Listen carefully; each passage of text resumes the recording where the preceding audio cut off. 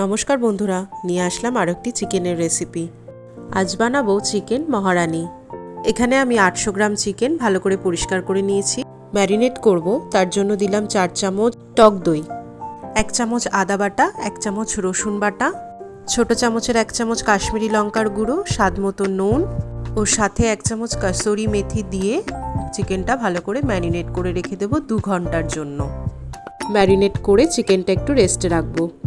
এবার আমি একটা পেস্ট বানাবো, তার জন্য নিয়েছি একটা বড় সাইজের পেঁয়াজ কুচি, হাফ ইঞ্চির মতো আদা, 4টে কাঁচা লঙ্কা, 8 থেকে 10 কোয়া রসুন, সামান্য একটু জল দিয়ে এটার একটা মিহি পেস্ট বানিয়ে নেব।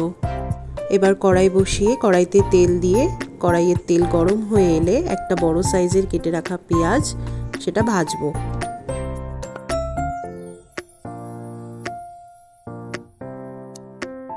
পেঁয়াজের রঙটা একটু চেঞ্জ হয়ে এলে আমি যে মিহি পেস্টটা বানিয়ে রেখেছিলাম সেটা দিয়ে দেব। এবার কাঁচা মশলাটাকে ভালো করে কষাতে থাকবো। মশলা কষাতে কষাতে দেখুন মশলা থেকে কাঁচা গন্ধটাও চলে গেছে। এবার ম্যারিনেট করা চিকেনটা আমি দিতে থাকবো। একঘেয়ে চিকেন খেতে খেতে আমরা যখন বোর হয়ে যাই তখন মনটা হয় যে চিকেনের একটু অন্যরকম রেসিপি তৈরি করি। আজকের রেসিপিটা দেখুন, আশা করছি আপনাদের ভালো লাগবে। মশলার সাথে চিকেনটা এবার ভালো করে কষাতে থাকবো। চিকেনে যেহেতু টক দই দেওয়া ছিল সেই কারণে চিকেন থেকে প্রচুর জল ছেড়েছে। এই জলেই চিকেনটা সেদ্ধ হবে, আমি আলাদা করে আর কোনো জল অ্যাড করব না। এবার ঢাকা চাপা দিয়ে চিকেনটা রান্না করে নেব। এদিকে ফ্রাইং প্যানে আমি একটা মশলা তৈরি করব। দিয়ে দেব 1 চামচ গোটা ধনে, 1 চামচ গোটা জিরে ও 1 চামচ গোটা মৌরি। গ্যাসটাকে একদম লো ফ্লেম করে এটাকে একটু ভাজা করে নেব। তারপর মশলাগুলো ড্রাই রোস্ট করে নেব।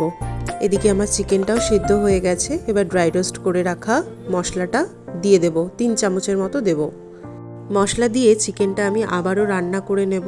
এই মুহূর্তে দারুণ সুন্দর একটা গন্ধ ছেড়েছে। আজকের রেসিপিটা দেখলেন, খুব কম সময়ে ঘরে থাকা কয়েকটা জিনিস দিয়েই কিন্তু তৈরি করে ফেললাম। এবার একটু কাজু বাদাম ও 2 চামচের মতো সাদা তিল আর দুধ দিয়ে একটা পেস্ট বানিয়ে নেব।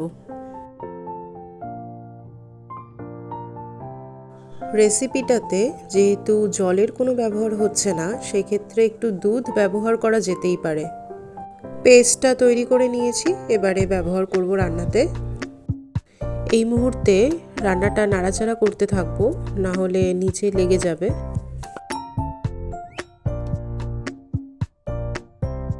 বাঙালি মনে করে মশলার বাটি ধোয়া জল রান্নায় ব্যবহার না করলে রান্নার স্বাদই বাড়ে না।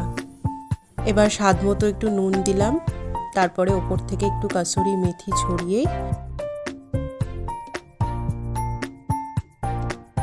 এবার সব শেষে আমি যে ভাজা মশলাটা তৈরি করেছিলাম সেটা একটু ছড়িয়ে দেব। ব্যাস তৈরি হয়ে গেছে আজকের রেসিপি চিকেন মহারানি।